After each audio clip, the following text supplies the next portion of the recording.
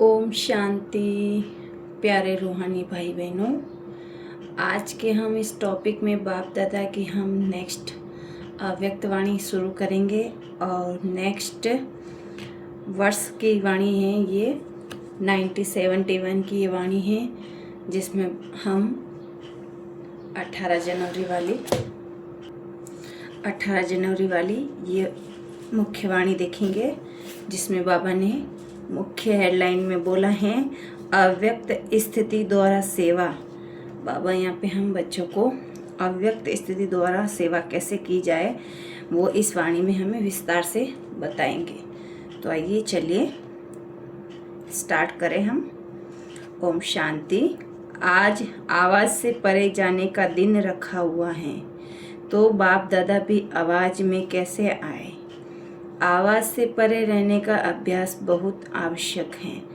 आवाज़ में आकर जो आत्माओं की सेवा करते हो, उससे अधिक आवाज़ से परे स्थिति में स्थित होकर सेवा करने से सेवा का प्रत्यक्ष प्रमाण देख सकेंगे। बाबा हम बच्चों को यहाँ पे ये बताना चाहते हैं कि आप जितना आवाज़ में आकर सेवा करते हो ना, वह आवाज़ से परे रह के करके देखो, आप उसका प्रत्यक्ष प्रमाण देखेंगे। तो बाबा भी यहाँ पे हमें प्रत्यक्ष प्रमाण के बारे में बता रहे हैं। अपनी अव्यक्त स्थिति होने से अन्य आत्माओं को भी अव्यक्त स्थिति का 1 सेकंड में अनुभव कराया तो प्रत्यक्ष फलस्वरूप आपके सम्मुख दिखाई देगा। आवाज़ से परे स्थिति में स्थित हो, फिर आवाज़ में आने से वह आवाज़ नहीं लगेगा, लेकिन उस आवाज़ में भी अव्यक्ति वाइब्रेशन का प्रवाह किसी भी बाप की तरफ आकर्षित करेगा। वह आवाज़ सुनने आए हुए उन्हों को आपकी अव्यक्त स्थिति का अनुभव होने लगेगा। जैसे इस साकार सृष्टि में छोटे बच्चों की लोरी देते हैं, वह भी आवाज़ होती है, लेकिन वह आवाज़ से परे ले जाने का साधन होता है। ऐसी ही अव्यक्त स्थिति में स्थित होकर आवाज़ में आओ तो आवाज़ से परे स्थिति का अनुभव करा सकते हो। 1 सेकेंड की अव्यक्त स्थिति का अनुभव आत्मा को अविनाशी संबंध में जोड़ सकता है। ऐसा अटूट संबंध जुड़ जाता है तो माया भी उस अनुभव आत्मा को हिला नहीं सकती। सिर्फ आवाज़ द्वारा प्रभावित हुई आत्माएं अनेक आवाज़ सुनने से आवागमन में आ जाती हैं, लेकिन अव्यक्त स्थिति में स्थित हुए आवाज़ द्वारा अनुभवी आत्मा आवागमन से छूट जाती हैं। ऐसी आत्माओं के ऊपर अब किसी भी रूप का प्रभाव नहीं पड़ सकता। सदैव अपने को कंबाइंड रूप की सर्विस करो, अर्थात अव्यक्त स्थिति में स्थित फिर आवाज़, दोनों की कंबाइंड रूप की सर्विस वारिस बनाएगी। सिर्फ आवाज़ द्वारा सर्विस करने से तो प्रजा बनती जा रही है, तो अब सर्विस में नवीनता लाओ। इस प्रकार की सर्विस करने का साधन कौन सा है? जिस समय सर्विस करते हो उस समय मंथन चलता है, लेकिन याद में मगन ये स्टेज मंथन की स्टेज से कम होती है। दूसरे तरफ ध्यान आकर्षित अधिक रहता है। अपनी अव्यक्त स्थिति की तरफ ध्यान कम रहता है। इस कारण ज्ञान के विस्तार का प्रभाव पड़ता है, लेकिन लगन में मगन रहने का प्रभाव कम दिखाई देता है। रिजल्ट में भी यह कहते हैं कि ज्ञान में मगन रहने का प्रभाव कम दिखाई देता है। रिजल्ट में यह कहते हैं कि ज्ञान बहुत ऊंचा है, लेकिन मगन रहता है। यह हिम्मत नहीं रखते, क्योंकि अव्यक्त स्थिति द्वारा लगन का अर्थात संबंध जोड़ने का अनुभव नहीं किया है। बाकी थोड़ा कणा दाना लेने से प्रजा बन जाती है। अब के संबंध जुटने से भविष्य संबंध में आएंगे, नहीं तो प्रजा में। तो नवीनता यही लानी है। 1 सेकेंड में अव्यक्त अनुभव द्वारा संबंध जोड़ना। संबंध और संपर्क दोनों में फर्क है ना। संपर्क में आते हो तो संबंध में नहीं तो आते, समझा। आज के इस दिन अव्यक्त स्थिति का अनुभव किया, यह अनुभव सदाकाल कायम रखते हो तो औरों को भी अनुभव करा सकेंगे। आजकल की वाणी व अन्य साधन उनके प्रकार से अनेकों द्वारा आत्माओं को प्रभावित कर रहे हैं, लेकिन अनुभव सिवाय आप लोगों के अन्य कोई नहीं कर सकता, न करा सकते हैं। इसीलिए आज के समय में यह अनुभव कराने की आवश्यकता है कि सभी के अंदर अभिलाषा भी हैं, थोड़े समय में अनुभव करने के इच्छुक हैं, सुनने के इच्छुक नहीं है। अनुभव में स्थित रहे अनुभव कराओ। सभी का स्नेह वतन में मिला।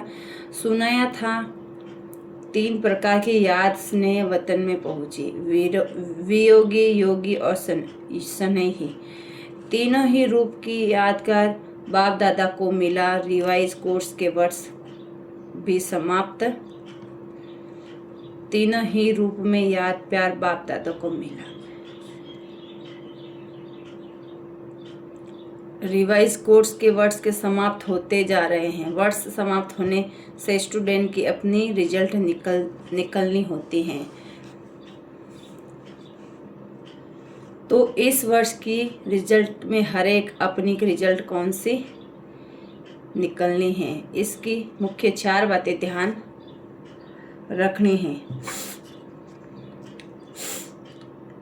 अपने में सर्व प्रकार की श्रेष्ठता कितनी है। दूसरा, संपूर्णता में व सर्व संबंध में समीपता कितनी है। तीसरा, अपने में व दूसरों के संबंध में संतुष्टता कहाँ तक आई है। चौथा, अपने में सूरवीरता कहाँ तक आई है। ये 4 बातें अपने में चेक करनी है। आज के दिन अपने रिजल्ट चेक करने का कर्तव्य पहले करना है। आज का दिवस सिर्फ स्मृति नहीं मनाना, लेकिन आज का दिवस समर्थी बढ़ाने का दिवस मनाना। आज का दिवस स्थिति व स्टेज ट्रांसफर करने का दिवस समझो।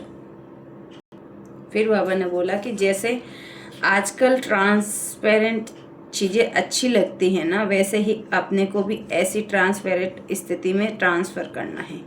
आज के दिन का महत्व समझा। ऐसे बाबा यहाँ पे बार बार हमें यही बता रहे हैं कि आज का दिन मतलब यहाँ पे ब्रह्मा बाबा के अव्यक्त होने का दिन 18 जनवरी की ये वाणी है। तो बाबा बोल रहे हैं कि आज का दिन तो महत्व समझा। ऐसे ट्रांसपेरेंट हो जाओ कि आपके शरीर के अंदर जो आत्मा विराजमान है वह स्पष्ट सभी को दिखाई दे। आपका आत्मिक स्वरूप उन्हीं को ही अपने आत्मिक स्वरूप का साक्षात्कार कराए। इसको ही कहते हैं अव्यक्ति व आत्मिक स्थिति का अनुभव कराना। आज याद की यात्रा का रिजल्ट क्या थी? स्नेह स्वरूप थी, शक्ति स्वरूप थी। ये जो स्नेह और शक्ति का वरदान प्राप्त कराता है, तो आज स्नेह का वरदान प्राप्त कराने का दिवस है। एक तो होती है पुरुषार्थ से, दूसरी होती है प्राप्ति। वरदान से प्राप्ति तो आज का दिन पुरुषार्थ से शक्ति का प्राप्त कराने का नहीं, लेकिन स्नेह द्वारा शक्ति का वरदान प्राप्त कराने का दिवस है। आज के दिन को विशेष वरदान का दिन समझना है। स्नेह द्वारा कोई भी वरदान से वरदान प्राप्त हो सकता है, समझा? लेकिन समझा, पुरुषार्थ द्वारा नहीं, लेकिन स्नेह द्वारा। किसने कितना वरदान लिया वह हर एक ऊपर है, लेकिन स्नेह द्वारा सभी समीप आकर प्राप्त कर सकते हैं। वरदान दिवस को जितना जो समझ सके उतना ही पा सकता है। कैच करने की कमाल होती है। आज के वरदान दिवस पर जो जितना कैच कर सके उन्होंने उतना ही वरदान प्राप्त किया। जैसे पुरुषार्थ करते हो वैसे एक बाप के सिवाय और कोई याद आकर्षित न करे, ऐसा आज का दिन सहज ही याद का अनुभव किया। अच्छा, फिर बाबा ने कुछ मेन हेडलाइन और बोली कि जैसे छोटे बच्चों को लोरी देते हैं वह भी आवाज़ होता है, लेकिन वह आवाज़ से परे ले जाने का संबंध होता है, साधन होता है। ऐसे ही अव्यक्त स्थिति में स्थित होकर आवाज़ में आओ तो आवाज़ से परे स्थिति का अनुभव करा सकते हो। 1 सेकेंड की स्थिति अव्यक्त स्थिति का अनुभव आत्मा को अविनाशी संबंध में जोड़ सकता है। ऐसा अटूट संबंध जुड़ जाता है तो जो माया भी उस अनुभव आत्मा को हिला नहीं सकती। अच्छा, ओम शांति। बाबा ने अपनी वाणी को यहीं विराम दिया। आगे नेक्स्ट टॉपिक पे हम नेक्स्ट वाणी पे चर्चा करेंगे। ओम शांति।